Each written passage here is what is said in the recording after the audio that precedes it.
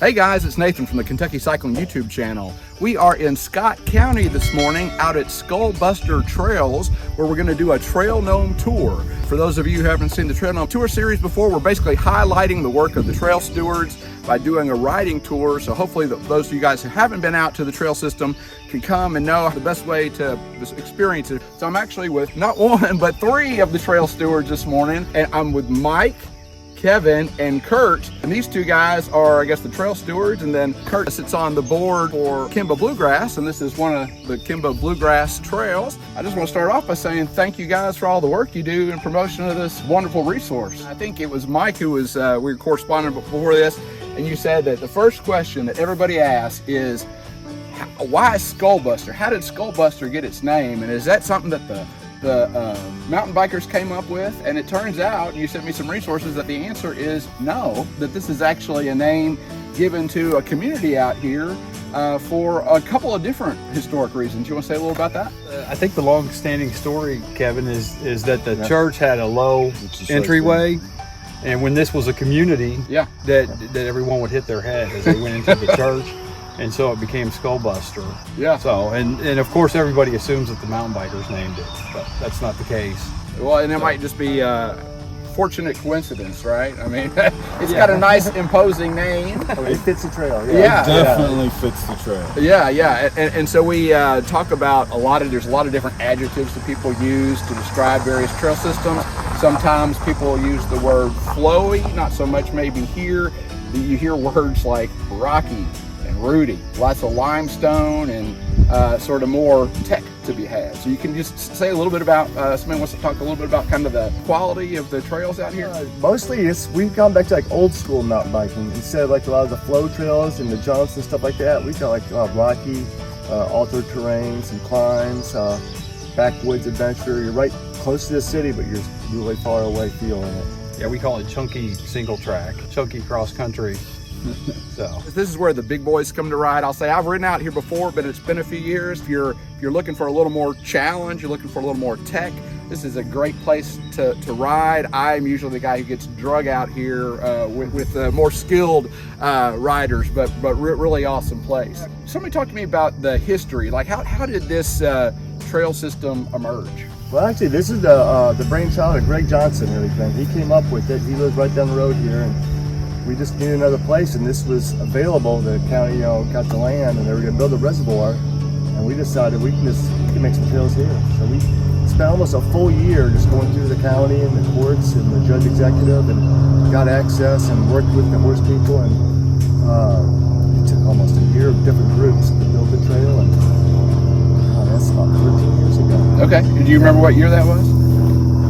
Oh gosh, that'd be about 2010 almost, I guess. And down there. Wow. Yeah, and it's since then we've added at least, since the very beginning, we've added another like 6 to 7 miles, just different stuff like the Orange Trail and like White Snake, the out trail being like the last trails we actually made. That was just within White Snake within the last year. Okay. And how many miles of trail do you have out here total? About 14. About 14. Yeah. If you're riding the road to the trail system and everything else, and about 14, yeah. Probably actual trails, just like 12 and a half, 14. Yeah, so there's a connector, basically you ride on the road up to a gate up here. We're at the southern parking lot. I guess you now have a northern parking lot as well. Is that accurate? Yeah, Gaines Road. Okay. Gaines, And what's the name of the road we're off of here? Skinnersburg. Okay. Yeah. This place has a stamping ground address, but we're sort of northwest, I guess, of Georgetown, kind of right in the center of Scott County, if you will. I mean, it's... Yeah, because Georgetown kind of sits at the south end of Scott County, and then it goes way north. Yeah, this would be the same. Tell me a little about the ride you're going to take us on today. We really haven't planned it. We're just going to hop on the bike. It's going to be spontaneous, but we'll try to hit some landmark features out here. I mean, we were thinking maybe more of orange and blue, you think? Yeah, we'll take you to the main intersection, which everybody hangs out at, which is a place called, actually got Grace Point and everything, and AKA Most Place and everything. And a lot of people gather there, then we can hit Orange, and Orange is most scenic, most trails out there. Yeah. Okay. And hopefully make it down White Snake. So if somebody's coming out here for the first time, you normally say, go check out the Orange Loop, is that kind of the way? Probably orange. Yellow is a good intro out here. So there's two connectors, green and yellow, as you go in the road respectively, and yellow's a little gentler ride in, and it's got a mile loop. It's probably the easiest. Okay. It's probably the most beginner level trail out here. And you say, you know, beginner level, but I don't think most people associate Skullbuster with beginner. It looks like it's labeled, I guess depending on what you're looking at. On Trail Forks, it looks like most everything's labeled as intermediate except for the road up to Pretty the gate, much. right? Pretty much. Yeah. And it depends on your level of fitness too. Like, we know guys that come out here, and Kevin probably being one of them, they just rail this place, you know, and then other people struggle, and your fitness level has a lot to do with I resemble so. that remark. Kevin will be here to make it look easy, right? The thing is, it's also confusing to a lot of people too, because like the green beginning trail and everything, green is not the level of the trail. That's just the color code. Oh, I see. Okay. When we first came up with the trail systems, we made them for different groups making the trails. You get the green, you get the blue, you get the pink, red and stuff. That's how we first made the trails. Okay, and so it's worth pointing out that there are different groups of users out here. We've got horseback riders, and they've actually got some separate trails. And then you've got mountain bikers, and then I guess hikers. Do they go on both sets or just the mountain bike side? I think most of the hikers we've spoken with use the mountain bike trails because they're more groomed. Basically, the horse trails are just bush hogged. Okay. You know, there's not any. It's not like a dirt path. It's just grass. And the horse trails have the whole area. Yeah. We're just in like the south, 300 acres and 1,500 acres. Okay. Kind so of they the cover a lot more southwest ground. corner of the property is where the mountain bike trails are. Okay. And there's pretty good signage, I guess, to demark. You know what's horse versus what's mountain bike. And once you're on a horse trail, you can tell pretty quick it's not a mountain bike trail. Okay. And from my experience, these trails here have the best companionship with the horse community I've ever seen. We get along great with the horses. That's great. Yeah, it's pretty nice. Share the trail. That's awesome. And I'll say that one piece of advice that was given, and you guys have emphasized it when we ride out here, has to do with fighting insects. So can you say a little bit about what do you need to do by way of prep before you ride out here? Definitely. It's right there. Yeah. I would cover yourself in off pretty good. Yeah. I mean, some deep woods off or something like that. I know, like Mike was talking about earlier, a lot of guys that ride out here a lot, they'll put permethrin on their clothes, you know, and that'll help you with the ticks, but there are chiggers. And there's also spiders. Like if you're the first person on the trail this time of year, the front of your bike will have a lot of webs on it. We should be good today. The parking lot. Yeah, the parking lot's full. So all the spider clearers have gone out for us already and taken care of that for us. And a lot of times you'll see somebody post on Facebook, cleared all the spiders today. It's Skullbuster, you know. But for some reason, this area is really populated with ticks and chiggers. Things that like to bite you. Yeah, so perhaps not the best advertisement for Skullbuster, but come and ride despite the ticks and chiggers and the spiders. Just adds another level of spice into the trail. That's right. Yeah. That's right. Factor that into the skill level involved. All right. Well, very good, guys. Well, I really appreciate you taking time to do this with us today, and I hope that people will use this as a resource and come check out a really great trail here in Central Kentucky.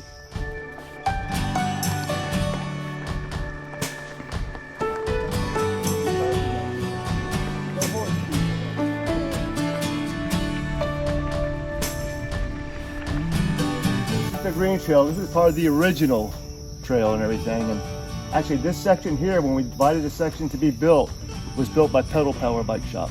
Cool. And so we're not going to ride that today, but just talk a little bit about the quality of that. This is not green. It's not a green trail yet. This is just called the green trail. Yeah, so green for wayfinding, not meaning beginner. Right. Correct. Gotcha. Okay. Like I say, it's just a 0.7 mile, and it'll take you to the blue loop. And it crosses over the horse trail with a small little creek crossing.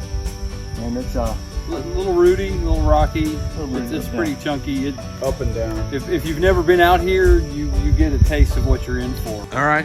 Yeah, I feel like rooty, rocky, and chunky are adjectives we're going to hear a lot today. This is another trail that you can access the blue trail with. It's probably the easiest of the trails, and it's one of the newer, bigger trails we have. You go in here, and about what, half a mile in, there's about a 3/4 mile, 1 mile loop, and then once you're done with the loop, or you don't even have to do the loop, it'll go up, and then you climb up to the blue trail, which is a big loop in itself. This is really not a main entrance, Kevin. You would say it's more of a kind of a shortcut in out. This is what we call one of the white diamonds, which is usually like shortcuts or easy outs. If you're like, want to get in or out of the trails in a more accessible spot, this is one of them. And this brand new kiosk, thanks to the Boy Scouts. Awesome. The Boy Scouts, they provided us with 2 of them, 3 of them. Yeah, they made 10 total, and Yeah. we brought 2 out here. I think a lot of the hikers use this too to go in and out, because it's kind of an easy access to get to the blue trail.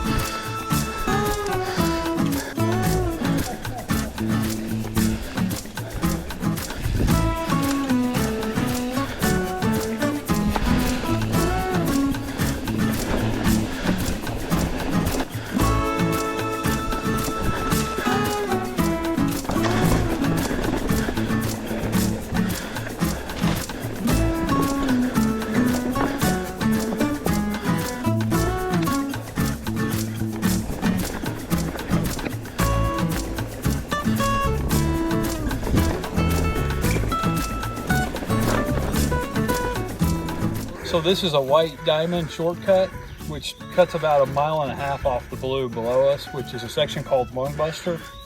So we're going to cut out some of the steeper climbing, just kind of the back of the loop, and this will shortcut us right up to the pond and to the orange-blue intersection.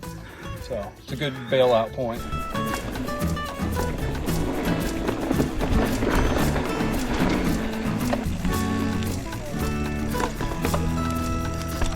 One of our reroutes that we put in just to make it around the pond. This is Dragonfly Pond. Pretty fast, it's pretty nice. It's like a natural spring pond. This is a good area to get pictures, relax and everything. See a little snake that's on the ground. That's it.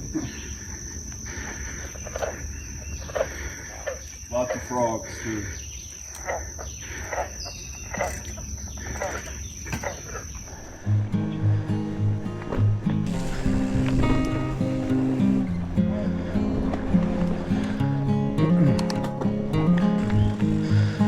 Johnson's Point, this is the main hangout where most people congregate. This is an intersection where orange and blue come through here. We have another kiosk here.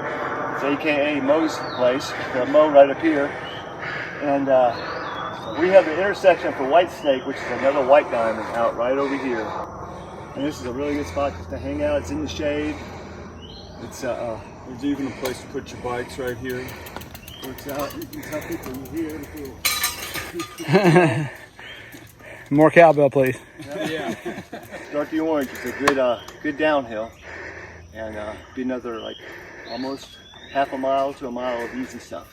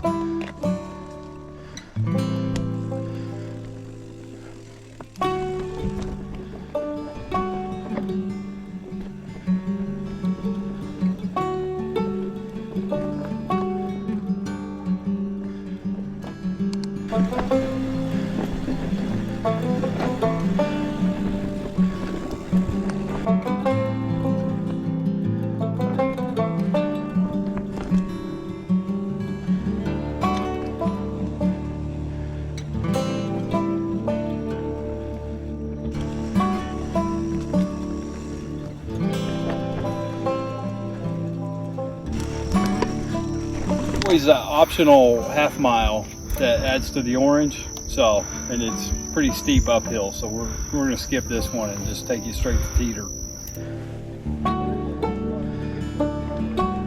This is kind of a main intersection for orange. Country Boy comes out right there. This is the Teeter Totter loop that's just kind of a lollipop. It'll split and I don't know which way we're gonna go. Okay. We'll go right. We'll go right on it. So we'll do it counterclockwise, and then we'll come back down and we'll do the rest of the orange trail, which runs off that way. We just put another new kiosk up. Is that the Cub Scouts too, or Boy Scouts? Yeah. So, and of course, Mike does all the mapping and gets them printed up. Yeah, this was a point where people seem to get confused right here where all the trails came together, so it seemed like a good spot for a map. Yeah, always nice to have nice wayfinding. Yeah. Need a freaking bench here. A bench would be nice, yeah. Like right there in the shade. Yeah. All right, somebody watching who wants to donate a bench, reach out to these guys. There you go.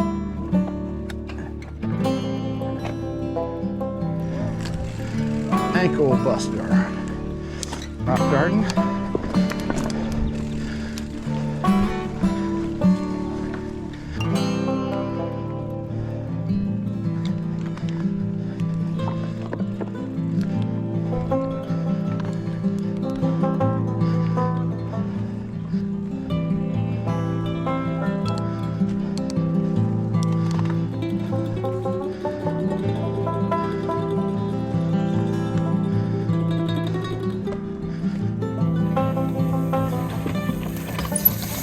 This is the Teeter Totter right here, and obviously you're sitting on the bench there that we made. All these were made out of oak trees that were sourced here on Skullbuster. So Doug abused the chainsaw. Yeah. This would be the beginning of what we call Wyatt's World, which is a good drop line. It goes all the way down to the bottom of the orange section where the rock garden is. How skilled a rider do you have to be to ride that one? I'd call that a black diamond, I'd say. It's a black diamond, but every jump and everything we have on there, there's an around, in case you just want to just freewheel it down it, take it easy. Nice progression. Good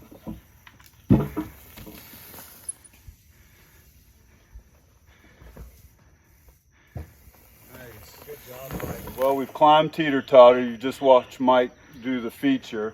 So when we head out, this is a real nice kind of flowy section all the way back down to the orange, where we'll wind up going left on the orange after that.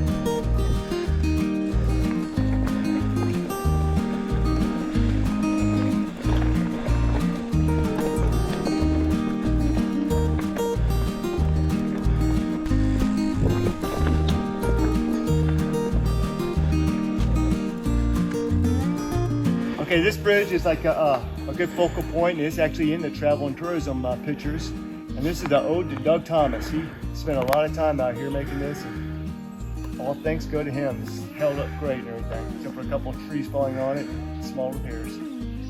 Yeah, thank you, Doug. I hate your chainsaw, but appreciate your hard work.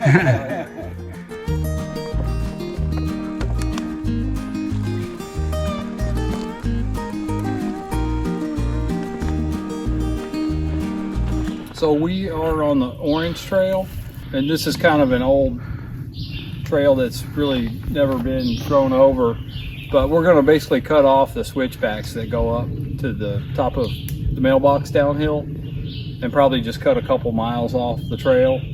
So for anybody who wants to do that, you get sort of a gradual climb up and then you get the payoff going down? Exactly. Okay. Yep.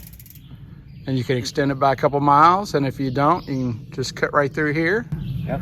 And there is another white diamond right here at the bottom of Mailbox Hill that will take you out very end. It's called the North Point. Yeah, it'll take you out right by the parking lot there on Gaines Road. And that's also a good access point if you want to ride from the backside. You can park at the Gaines Trailhead and just come in on the North Point. Okay, so we're pretty close to the northern end of Skullbuster? Yep, we're right at it, yep. And actually, a lot of the hikers actually use that parking lot just because you get a quicker, the trail's literally like a quarter of a mile from the You're a lot closer to the parking lot there.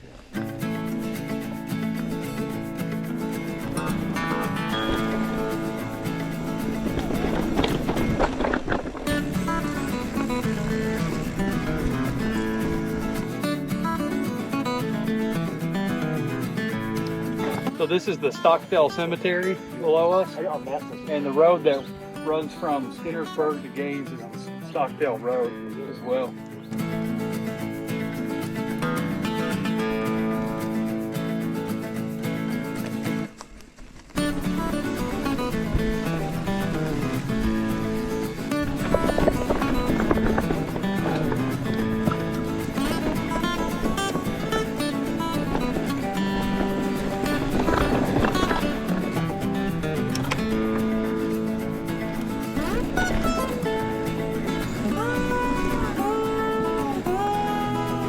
A quick connector with the where it meets up with the Teeter on the Orange, and we just have a little rock area here, so we incorporated like a little rock garden, and it's another like about 25-30 yards, just gnarly rocks and just, you know, technical stuff, really slow, fun stuff. Not very good in the wet weather though.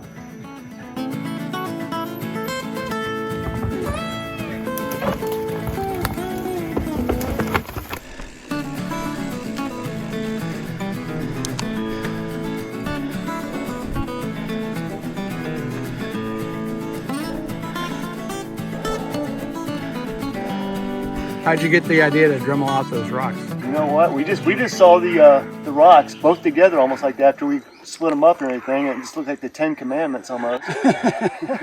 So we thought we'd just etch something into it, and of course white snake and the logo. Nice. This is the newest trail out here. Yeah, but the last thing we created as far as a white diamond out, like you're near the top and everything, it's a good downhill experience to get out. And it drops out right where the log dump trail is. And it's not a super fast downhill, but a good technical downhill. How long is it? Half a mile. Fun half mile, huh? It's got a lot of rocks and things that kind of lend itself to being a good trail. A lot of rocks. There's no rocks out here. Well, and the one thing, there was never like a good bailout spot from that orange connector, and this kind of gives you that, you know, like if you have a mechanical or something like that, you know, it's a half mile to the road and then, you know, then a mile to the parking lot. So. What this parallels the horse trail, which is right to our side, which is to be the log dump trail for the horses. We're on the north side of Skullbuster, and this is Gaines Road, and this is the Gaines Road parking lot, and we have another kiosk over here.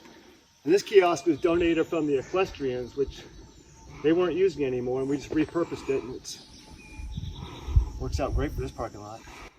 And if you come out here and you just want to really get right on it, you can zip right down here and get on the orange loop, right? This is my preferred spot. I like to come out here because it's 3 miles from my house, and I can get up and hit the trail, do everything, get 12 miles exactly on the dirt. Get your heart rate pumping quickly. Yep, right away.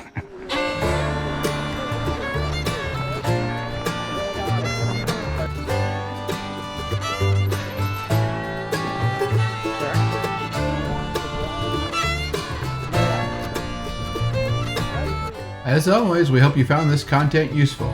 If you did, please like the video and consider subscribing to the channel. Thanks.